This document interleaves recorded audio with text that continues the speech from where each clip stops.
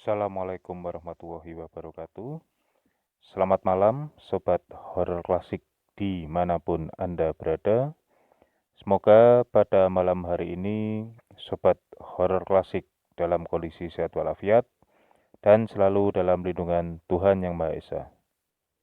Ada sebuah cerita dari masa remaja saya yang sepertinya agak sayang bila tidak saya bagikan kepada Sobat Horor Klasik. Kejadian ini terjadi pada kisaran tahun 96-an mungkin ya. Lupa persisnya saya. Tapi sebelum masuk ke dalam cerita, pertama-tama izinkan saya mengucapkan terima kasih sebanyak-banyaknya kepada Sobat Horor Klasik yang sudah berkunjung dan sudah mendengarkan cerita-cerita dari channel Horor Klasik. Tidak lupa saya ucapkan terima kasih kepada subscriber yang telah bersedia untuk mengikuti dan mendapatkan cerita-cerita terbaru dari channel Horor Klasik. Kejadian ini bermula ketika pada saat itu saya memiliki satu kelompok ya yang cukup dekat, berjumlah 5 orang, yaitu Erwin, Ganang, Freddy, Roy, dan saya sendiri.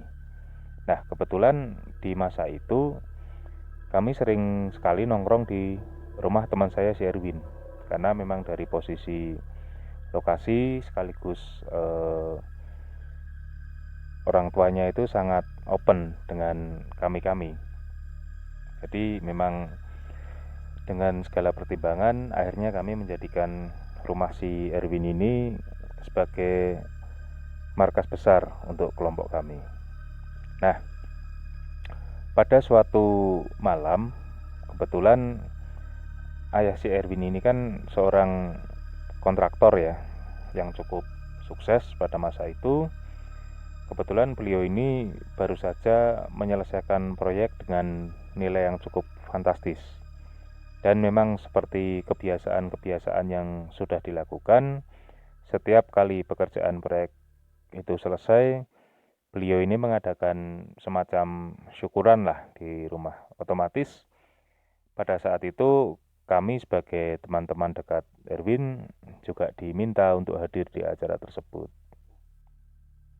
Acaranya dilakukan setelah sholat Isya, dan kebetulan pada malam hari itu ternyata kakak dari si Erwin ini mengundang juga teman-temannya. Oh ya, sebagai gambaran ya, Erwin ini merupakan anak bungsu dari 3 bersaudara, memiliki 1 kakak laki-laki dan 1 kakak perempuan. Nah, ternyata di malam itu kakak-kakaknya ini juga mengundang teman-temannya juga, sehingga pada malam hari itu di rumah si Erwin ini cukup ramai dengan anak-anak muda. Nah, rupanya memang ada tujuan khusus dari bapaknya si Erwin, karena beliau berharap kepada kami para generasi muda untuk selalu memperjuangkan apa yang ingin kami raih dan ingin kami kejar. Jadi beliau memang sempat bercerita kilas balik tentang perjuangannya zaman dulu, jungkir balik membangun perusahaan kontraktor hingga bisa besar seperti saat ini. Nah, sudah menjadi kebiasaan pula bagi kelompok kami setiap kali nongkrong di rumah Erwin ini, apalagi waktu itu hari malam minggu ya, kita terbiasa untuk menginap di rumahnya. Nah, tapi ternyata di malam itu juga teman-teman dari kakak-kakaknya ini juga berencana untuk menghabiskan waktu sampai esok pagi juga. Nah, otomatis tidak mungkin kami semua berkumpul di situ, apalagi mengingat taman dari kakaknya Erwin yang perempuan ini kan ya otomatis perempuan semua. Baik kami maupun teman-teman dari kakak Erwin yang laki-laki ini juga merasa sungkan akhirnya kalau akan menghabiskan waktu di rumah itu. Nah, kebetulan juga bapaknya si Erwin ini memiliki rumah yang cukup banyak ya. Sehingga pada saat itu Erwin berkata kepada kami, tidak perlu khawatir, kami akan tetap menghabiskan malam bersama-sama. Hanya saja lokasinya tidak di rumah itu, tapi kami akan menghabiskan waktu di salah satu rumah milik bapaknya Erwin yang terletak cukup jauh dari rumah yang ditinggali Erwin atau rumah yang kami gunakan untuk acara syukuran itu. Namun sebelumnya Erwin mengatakan bahwa rumah itu tidak terlalu besar karena itu terletak di salah satu tanah yang cukup luas milik bapaknya tersebut. Nah, singkat cerita, segera setelah acara tersebut selesai, kami membubarkan diri untuk segera menuju ke rumah yang dimaksud, dan ternyata kakak laki-laki Erwin beserta teman-temannya juga melakukan hal yang sama. Saya tidak tahu mereka menuju ke rumah yang mana, tapi prinsipnya bahwa pada malam hari itu kami akan menghabiskan waktu bersama dengan kelompoknya masing-masing. Nah, singkat cerita, berjalanlah kami menggunakan tiga sepeda motor menuju ke rumah yang dimaksud. Rumah tersebut cukup jauh ya, berjarak kurang lebih sekitar 17 km mungkin dari posisi rumah utama Erwin. Dan setelah sampai di sana, saya cukup terkejut karena rumah tersebut bukan merupakan rumah pada umumnya, tapi merupakan rumah kayu, di mana seluruh bagian rumah tersebut betul-betul dibangun dari kayu jati tua dengan ukiran-ukiran, dan kami biasa menyebutnya di daerah kami dengan sebutan omah kebyok, seperti itu. Nah, singkat cerita, masuklah kami di rumah tersebut, dan lagi-lagi saya cukup terkejut karena ternyata keadaan di dalam rumah itu cukup bagus ya, cukup bagus, dan baik di luar maupun di dalam banyak sekali ukiran-ukiran. Hampir di semua sudut kayu tersebut isinya hanya ukiran. Jadi bisa dibayangkan ya sobat horor klasik, saya berada di dalam sebuah rumah kayu dengan ukuran kurang lebih 6 kali 5 meter ya kalau tidak salah, dengan 2 kamar, 1 ruang tamu, dan semacam dapur ya. Tapi dapurnya itu dapur, saya katakan dapur kering ya, karena memang mengingat rumah tersebut betul-betul full dari kayu, rasa-rasanya kok tidak mungkin menyalakan kompor di sana. Dan ternyata betul, kompor yang digunakan di sana merupakan kompor listrik, seperti itu. Nah, singkat cerita, mulailah kami bercanda, bercerita, bersenda gurau, dan kadangkala kami tertawa terlalu keras. Ya, kami waktu itu cukup pede saja melakukan hal itu, mengingat rumah tersebut berdiri di tengah-tengah tanah pekarangan milik bapaknya Erwin dengan luas kurang lebih 1000 meter. Jadi kalau dibayangkan ya, memang rumah itu seakan-akan berdiri sendiri di tengah-tengah lahan kosong, seperti itu. Sementara rumah yang terdekat pun juga jaraknya mungkin kurang lebih ya, kiri kanan sekitar antara 40 sampai 50 meter. Jadi memang kami cukup yakin apa yang kami lakukan tidak mengganggu siapapun. Dalam hal ini tetangga maksud kami ya. Nah, tapi rupanya ada yang terganggu dengan aktivitas kami, di mana ketika kami sedang asik-asiknya tertawa dengan keras, saya mendengar bahwa ada tawa lain yang mengikuti tawa kami, dan jelas-jelas itu tawa seorang perempuan. Waktu itu saya sempat memandangi wajah teman saya satu demi satu, tapi saya melihat bahwa sepertinya mereka tidak mendengar. seperti itu. Jadi ya sudah, saya abaikan saja hingga akhirnya ketika waktu sudah menjelang jam 3 pagi kami sudah mulai mengantuk. Akhirnya ya mulailah kami mencari tempat untuk tidur. Kebetulan di rumah itu ada 2 kamar. Waktu itu saya tidur bersama Ganang, sementara Erwin, Freddy, dan Roy menggunakan kamar satunya. Nah, saya tidak tahu berapa lama kami sudah berada di dalam kamar, karena waktu itu juga kami belum menggunakan handphone ya. Jam juga hanya berada di ruang tengah, itu pun juga jam meja yang kecil, sehingga memang saya tidak tahu sudah berapa lama saya berada di kamar. Tapi tiba-tiba saya mendengar dengan jelas ada suara seperti perempuan tertawa terkikik-kikik, dan itu posisinya berada di atap limasan, karena atap dari rumah tersebut berbentuk limasan ya, yang mengerucut di tengah itu.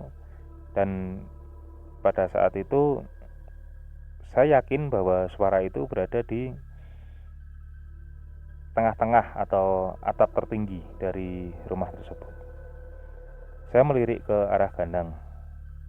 Dia tampaknya sudah tidur pulas, dan akhirnya karena didorong rasa penasaran, saya keluar dari kamar tersebut dan saya melongok ke kamar sebelah. Sepertinya teman saya bertiga itu juga sudah tidur, dan karena kepalang tanggung, saya juga posisi sudah di luar kamar. Akhirnya saya coba untuk mendongak melihat ke atas,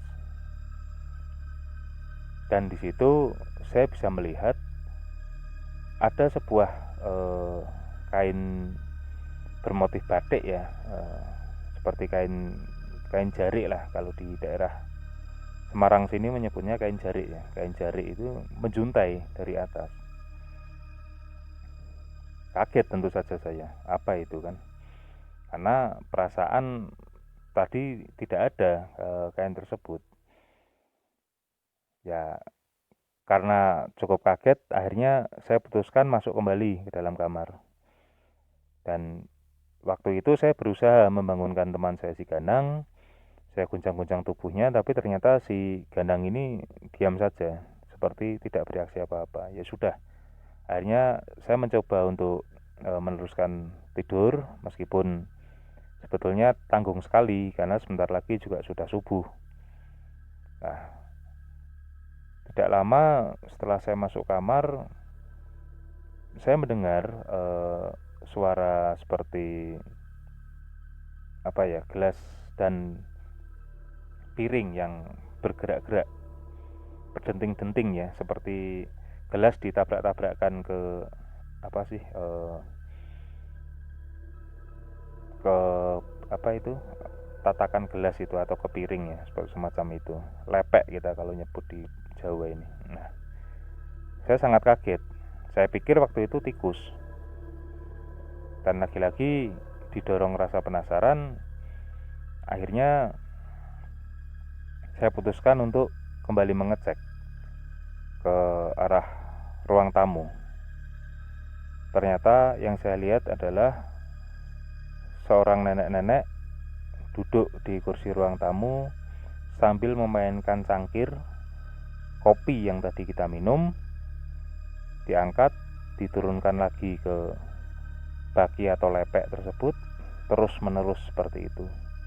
Dan ketika saya melihat ke arah nenek tersebut, nenek itu memandang saya sekilas sambil tersenyum, dan kemudian beliau ini berdiri dan dengan cepatnya terbang menuju ke atap limasan. Dan saya pada saat itu hanya bisa memandang gerakan si nenek itu pada saat terbang, hingga pada akhirnya saya seakan-akan mengalami deja vu melihat ketika yang tersisa di bawah atap hanya kain jarik yang dipakainya sebagai bawahan. Namun pada saat dia sudah sampai di atap tersebut, si nenek itu betul-betul menembus dan menghilang. Tepat di saat dia menghilang dari pandangan mata saya, kembali saya mendengar suara cekikikan. Nah, akhirnya saya menenangkan diri, duduk di ruang tamu sambil merokok, dan alhamdulillah tidak terlalu lama ya, mungkin sekitar 15 atau 20 menit, karena pada saat itu 2 batang rokok belum saya habiskan. Kebetulan saya cukup shock dengan kejadian itu, sehingga saya merokok menyambung. Ketika 1 batang habis, saya langsung menyambung lagi, dan belum selesai rokok kedua ini saya habiskan, adzan subuh sudah berkumandang. Kemudian saya bangunkan teman-teman saya untuk melakukan sholat, dan ketika hari sudah cukup terang, Erwin mengajak kami sarapan di warung yang tidak terlalu jauh dari rumah tersebut. Nah, di warung itu saya mencoba membuka obrolan tentang apa yang saya alami. Si Erwin hanya tertawa. Dia bilang memang nenek itu merupakan penunggu di omah kebiok tersebut. Nah, ternyata teman saya si Ganang semalam itu dia juga hanya pura-pura tidur. Karena ternyata sebelum suara gelas berdenting itu terdengar, dia sudah melihat sosok si nenek tersebut berdiri tepat di sebelah dia. Tapi anehnya pada saat itu saya justru tidak melihatnya. Dia tidur di posisi sebelah kanan, sementara saya di sebelah kiri yang dekat pintu. Waktu itu posisi Ganang memang membelakangi saya, dan saya pun lebih banyak fokus ke arah pintu ya pada saat itu, arah pandangan saya. Jadi kami tidur memang punggung bertemu punggung. Nah, ternyata malam itu Ganang juga hanya pura-pura tidur karena dia sudah sempat melihat sosok nenek tersebut.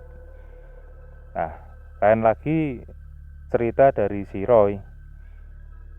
Roy ini rupanya juga sempat melihat kain jarik tersebut melintas dengan cepat di depan pintu kamarnya ketika kami sudah sepakat untuk tidur dan dia akan menutup pintu. Dia sempat melihat seakan-akan potongan setengah badan ya, karena kalau kain jarik itu kan kalau perempuan memakai sebagai bawahan itu. Dia sempat melihat sekilas dengan sangat cepat kain jarik itu melintas di depan pintu kamarnya. Nah, akhirnya ya kami di pagi itu baru tahu bahwa ternyata sosok tersebut memang merupakan penunggu dari omah kebiok. Dan menurut cerita Erwin juga, karena rumah kebiok ini atau omah kebiok ini dulu memang dibeli oleh ayahnya dari seorang pengusaha yang salah satu rekannya yang kebetulan entahlah sedang butuh uang atau bagaimana. Jadi proses pembelian rumah itu pun dulu rumahnya tidak dibongkar. Jadi betul-betul diangkat ya, hanya dibelah dua, hanya dibelah dua, kemudian diangkat menggunakan truk trailer dengan alat berat juga, dan kemudian disusun ulang di pekarangan tersebut. Nah, pada tahun 2002 atau 2003 ayah si Erwin ini meninggal, dan kemudian seluruh aset-aset yang ada mulai dijual. Omah kebiok itu sendiri pada tahun 2005 atau 2006 akhirnya berpindah tangan.